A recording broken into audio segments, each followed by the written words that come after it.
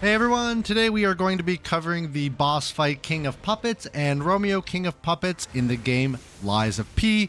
Yes, they can be considered two separate bosses, but because they're within the same phase of one another, I decided to include them both in this video. The King of Puppets and Romeo can be found at the Estella Opera House stage. After completing the area, it will actually open up the door to get to the Estella Opera stage after passing the swinging fire chandelier. A summoning pool before entering the boss arena. I definitely recommend using that summon because it is super beneficial for you in the boss fight if you haven't done so already. I did find personally that this was a brute force fight for me where the mechanics were key, but I felt like I could get away from doing a lot of the mechanics to benefit me in the boss fight instead and just kind of brute force it. The King of Puppets wasn't that difficult, but where I found that I had a lot of difficulty was actually through Romeo because he was much faster moving than the King of Puppets, and it caused me to have some tough times with the parrying of the boss fight itself. Before we get into the boss fight, let's sit back and enjoy this opening cutscene for the King of Puppets and Romeo.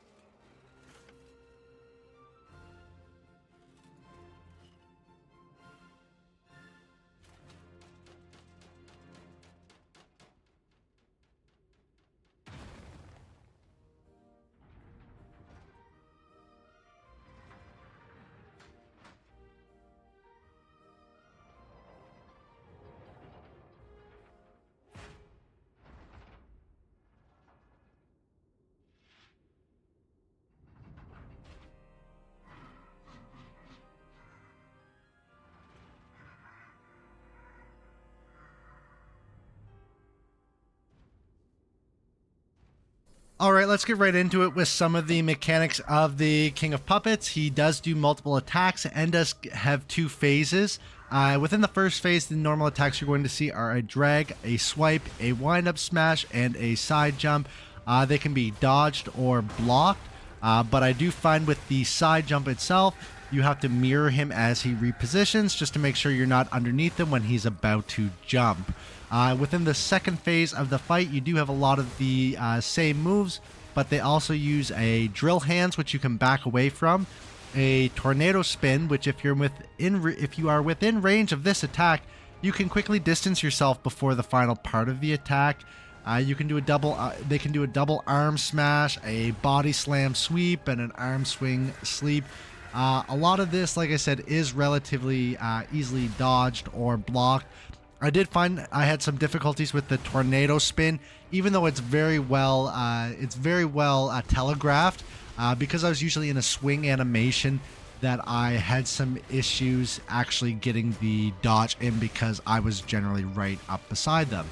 Some of the recommended weapons for this boss fight is the bone cutting saw and the electric coil stick. I did find that using something maybe with electricity or the baton was really good, only because the King of Puppets himself is weak to electric damage. I would recommend using the throwing cells as well if you have any extra on hand, and if you have the Spectre summoned, the Friendship Wish Stone to give it extra health. I did use the Wish Stone instead that revived the Spectre after its first death, but you do have to be careful on the timing for that, as if you let the Spectre die beforehand, you will not be able to have it revive. You can also recommend using the link dodge as well. The double dodge is very nice for the boss fight if you have the opportunity to use it.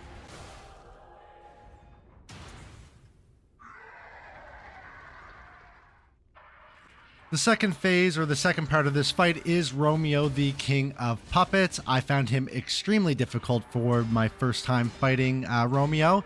You can definitely use the bone cutting saw to fight him. I did use the glaive for that gap closer. I also used the etiquette, and I imbued it with the fire, which I found helpful. You could also use some acid and a shot put for the stagger. Of course, if you haven't used it already, the Friendship Wish Stone is really good for the Spectre. This is a very fast boss fight.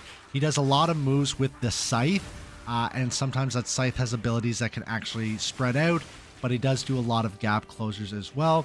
Some attacks that he can do is the leap strike, which you can block or dodge, the scythe slash, which goes from side to side. It can be delivered in a combo, but you can hold out your defenses until it's all done and then get some hits in to regen your health.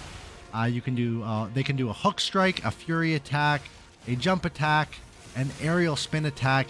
What I found very easily dodgeable is the fire flurry.